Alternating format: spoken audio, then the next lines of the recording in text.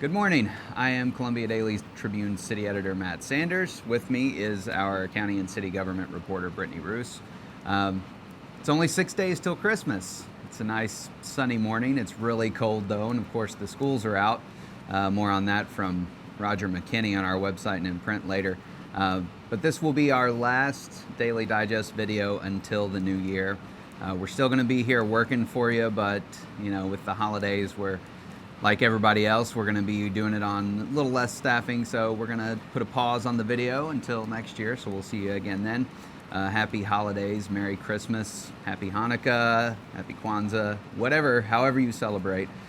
We'll see you again in 2017. But before that, we do have some news that we're reporting today. In fact, Brittany's working on a real interesting story for today's edition about something the City Council is going to do tonight. They're going to vote on including coverage for gender dysphoria in city health insurance policy. Now, you're wondering probably what gender dysphoria is. Basically, it's the condition of feeling that your gender is different than your birth gender. So the treatment would include things like counseling sessions, medications, gender reassignment surgery, part of this coverage as well. Yep. So look for that story today, but then Brittany's also covering some other stuff with the City Council tonight, right? Yeah, it looks like the City Council is also set to approve a $500,000 grant from the U.S. Department of Justice, which would pay for 4 new officers for the community policing unit. That unit has 6 officers right now, and so it would definitely expand that unit, and that's something that seems like a lot of city officials and people in the community want. So yeah, community policing has definitely been a big priority.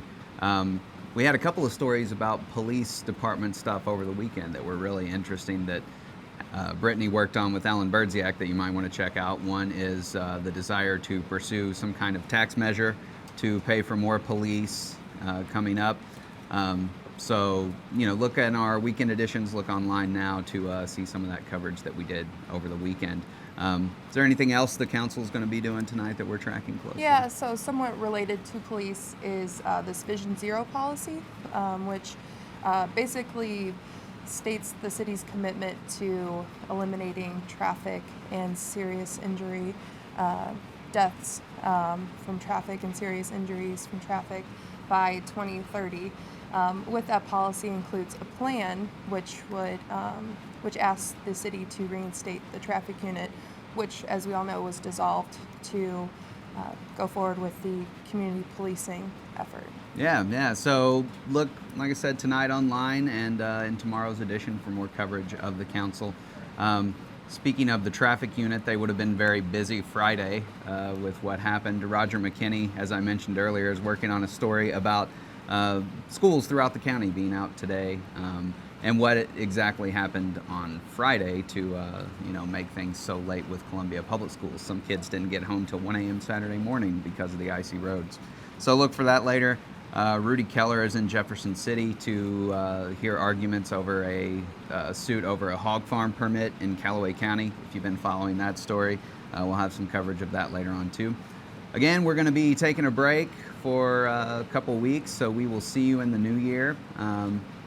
As always, you can reach us via our social media accounts on Facebook and Twitter, and you can email us.